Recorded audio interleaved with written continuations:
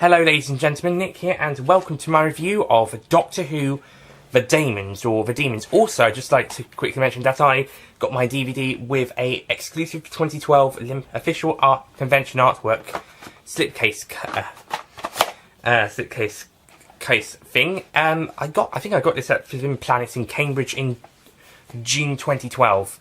So around the early to June 2012, so about the May half term. That year it was pushed back a week from, well, it was May to June half term, but it was pushed back a week to the first week of June to coincide with the Queen's 60th Jubilee. So I believe it was during that week or at the weekend, just after or later on in the week, that we went to Cambridge and I picked this up. I didn't expect to get this, but when I saw it, I got it. One of the things I got there. So, and that's Forbidden Planet Cambridge. By the way, I think I don't mention that. But anyway, so yeah, I didn't expect to get the limited edition artwork slipcase thing. I thought I'd just have to eventually get the DVD at some point, but lo and behold, yay! So, The Daemons. Well, this is possibly one of my favourite stories of the show. It's certainly my favourite Pertwee story. I just found it really enjoyable and really entertaining. I could see why they made a fuss about it coming to DVD and all that back in March of 2012, and also on the Doctor Who site merchandise area. The recent rewatch, I didn't quite enjoy it as much as I used to, but I still think objectively it's like Spearhead and Inferno. It's objectively still a perfect story, and I still had a good time with this one, probably as much as Terror of the Autons. Though previously it was more. But I'd still probably give this a high score because it's still a really good story. Some negatives though. Firstly, the Doctor does act a little bit harsh towards Jo in some places, does say some harsh things, and I think this is the one thing that drops the story down in my friend Ollie Pajak's opinion. He wasn't so keen on that, and that's why he couldn't give it a perfect score. I personally don't take that much of an issue with it, but I can see where he's coming from. Yeah, the Third Doctor is channeling his inner First Doctor in these bits and showing some early signs of what the Sixth Doctor and some early parts of the 12th Doctor would become. So I think he is a bit too harsh on her in some cases. He even has a go at her for saying something that he would probably normally say. She says, Jo says that Brigadier blowing up the barrier would make things worse, and the Doctor has a go at her for that, despite him probably just saying something not too dissimilar a few seconds ago. So, I don't know. I mean, maybe they wanted to try the Third Doctor being a bit harsher in this story in some cases, but they don't go all the way. I think it's just towards Jo for some reason. I don't know. But besides, I still think they have a good relationship despite that. And it's Jo who eventually ends up saving the day when she prepares herself to be tells Azal to kill her instead of the Doctor because he's a good man, and Azal doesn't find this emotion doesn't compute. It doesn't compute basically with him, his logic. So basically, Jo ends up saving the day. With Azal, he blows himself in the church up. It was very really effective model effect. You can tell why some people thought they actually blew up a church, because the models does look really really genuine. I also like to say that I'm really glad Mike Yates and Sergeant Benton get quite a lot more to do in this story, and even get to wear some civilian clothes, get a couple of action scenes, and they work really well together and in some really great stuff. So it's nice to give them a bit more of the action, especially when Mike is chasing down a guy on a motorcycle, the guy's stolen the helicopter, and he has to chase him down, and the guy's trying to kill the Doctor and Jo by sending them into the heat barrier. I also find the Brigadier's, despite not having much involvement in the overall story until later on, he still gets some great scenes, and he does some great stuff. There's also a Sergeant Osgood, who Stephen Moffat has said maybe Osgood from the new series is father. but he's not 100% confirmed it. I think he likes the idea, so, but it's not 100% confirmed. I'm not sure. And we also have Miss Hawthorne. She's a really good character. She's very, very good side character. There's also some very good village side characters. So some of them can be a bit annoying, like this guy. I think he's the pub owner, and he ends up trying to kill the Doctor. I mean, they can be a little bit annoying, but they're alright. I mean, there's nowhere near as annoying as those fucking miners from the last story, or Chin from the story before. I'll even say that the Chinese girl from Mind of Evil was more annoying than any of the villagers in this story. And the guy from Terror of the Autons. In fact, the Daemons has the least annoying characters in this season. And that even goes for Azal, and he has this big, deep, boom voice. Stephen Thorne seems to be playing these characters where he gets to be a bit more deeper voiced, more booming. Like he'll be Omega in the Three Doctors, and he then goes on to be male Eldred, or Eldred in true form in Hand of Fear. The design of Azal is actually pretty good. He looks like a humanoid goat, and he's supposed to represent the devil, or a demonic god. And he, like I said, Thorne does a good job. Of course, our main cast: John Pertwee, great job; Katie Manning, great job; Roger Delgado, outstanding job, despite having to say lots of gibberish. But it's dark magic, black rituals, so he can be forgiven. We're going to see this again in K9 and Company, but slightly different. And Delgado, you know, despite being in every story this season, he's always perfect. But it is about time that he did take a break. He has been in every story, and he may not. I mean, what I said about Colony Space last time is because of what they were doing, it may not even have been that necessary to have him in it in the first place. But the story would have been better if it had been more focused on him, at least certainly in the second half. So, yeah, I think it is, like Barry Letts said, it is about time for the Master to have a break, and it's hard to see how he would have fit into Day of the Daleks. So, anyways. But that's cast out the way. They do an outstanding location shots. Yeah, all the location shots, they are outstanding. This is the best they've been all season. I mean, season 7 and 8 have had outstanding location work, and season 7's in particular Inferno. But this time they just used the village and the surrounding area to a hell of a lot of advantage, and it just looks really great and really good. Aldbourne, I must be privileged to have this story filmed here, and it still gets loads of Doctor Who fans visiting it to this day. I really want to go and visit it at some point, or just go through it. Unfortunately, M4 is nearby, so we're usually on that.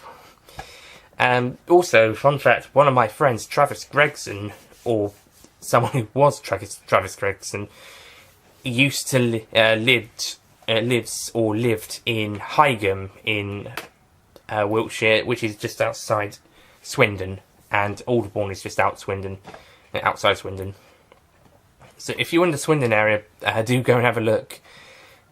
I mean, yeah, the locations are used outstandingly, especially in the village, and even sets. They're still really good, and they do some really great stuff. And it's all handled really well, and the stuff with Bessie is also really great.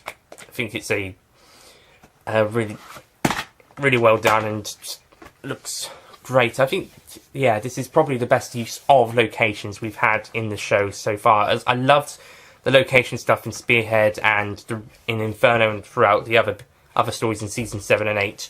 But I think this is the best use of a location, at least to a story, at least. And it just looks so good. And yes, the visual effects, they're pretty decent for the most parts. I mean, there is some dodgy blue screen effects, but mainly with Azal growing. But for the most parts, I think this one does a pretty good job. I think most the blue screen effects have actually been pretty decent in these first 2 seasons of the John Pertwee era. It's going to be later on in his era, and in some of the Fourth Doctor stories that we're going to have a bit of trouble. There's a very, very good example coming up in season 10. And a little bit in season 11, and an entire episode about, and an entire story or half a story anyway where it's used to the extreme in season 15. So we'll get onto those another time. But so far, it's actually pretty decent. And yeah, it just looks really great, and it's just really enjoyable story. It just has some great stuff. So, the Daemons, despite some little nitpicks that I had, I still think it's a really great story. It's got some really amazing stuff. It gets going a bit more in part 2, part 3-ish time. I mean, 5 parts. I think it's a pretty decent length for that one. I think it's a perfect place. I think 4 would have been a bit too short, but 6 would have been a bit too long. So I think 5 was actually pretty a good length for this story. So that's cool. And yeah, I mean, I think the first episode is a bit of it's building up, but it's not boring, but it is a bit slow. But about part two onwards, it gets really really great. But I still like part 1. I think it's good. A bit like with Colony in Space, it was world building basically, and it was setting up really well for what the rest of the story would go on to do. And I thought that's really good. That's pretty great. So, the Daemons. I still really love this story. I mean, I didn't overly enjoy it as much last time as I did beforehand. But, you know what? I've had that with Blink as well, which I would put higher on my list. But I've had that experience with Blink. I've had that experience with Day of the Doctor, which is my favourite story. I've had that experience with Remembrance of the Daleks, which is my favourite classic story and second overall. So I've had times where I've not enjoyed them as much in the past, but maybe next time round I would. Watched Blink a few weeks ago in my Introduction to Television Studies module with part of my film studies and media studies university course, and that was really great. And it was quite fun to watch it in a lecture theatre on some comfy chairs, comfy seats, with other people watching it and seeing how they would be watching a Doctor Who story. For some of them, for quite never seen the show before. So, mind you, whilst Blink's a good one to introduce the show to, I think it wouldn't be the best because some of the concepts are better explained in other first stories, such as Rose or the 11th Hour. I think those ones are better because they have the characters that you can see work out, especially Rose, when you're pretty much reintroducing the entire thing to the audience. But I think Blink does work as a reintroduction to the showing how this type of life for the Doctors can seep into everybody else's daily life. But that's Blink. That's a completely different story. That's a different story. We'll get to that eventually. But the Daemons, I still really like it. I still think it's a great story. So I'm going to give it a 10 out of 10.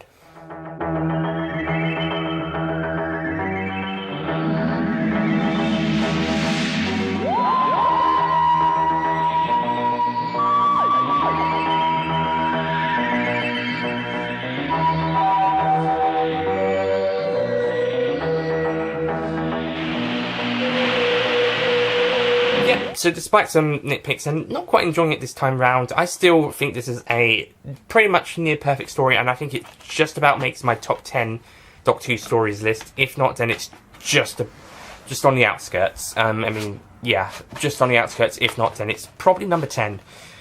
But yeah, you know, I'll probably put it as number 10. So yeah, the Daemons, and I love this sleeve case cover. I mean, I think the covers, possibly, with the exception of the position of the Doctor, I think it's better artwork than what we get on the actual cover, but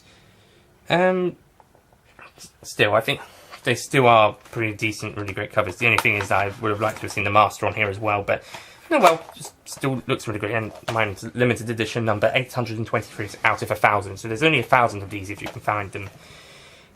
Yeah. So that's the Daemons. That was a great story. That was a great way to end season 8. And so yeah, that's it from this review, and next time I'll be doing my season 8 ranking, and we're pretty much done this season. Next time is season 9, and I have to say I think this is probably going to be my least favourite of the John Pertwee era, my least favourite season. Even though it won't have my least favourite episodes in it, not the number 1 or number 2 least favourites, but certainly one of the probably the weakest season as a whole in this era.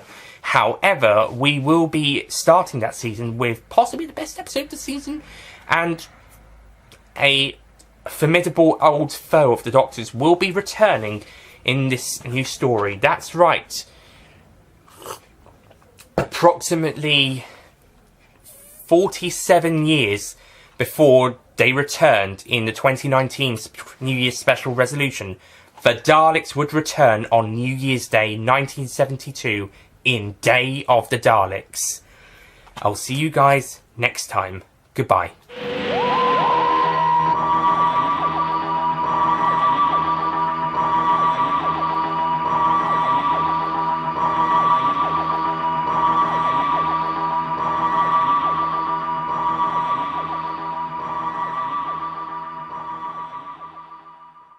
Don't forget to click below to subscribe to the official Nicholas Payne Retro YouTube channel.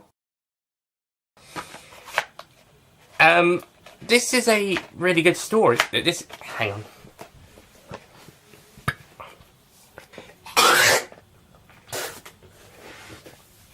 You can tell why some... I could have stopped doing that.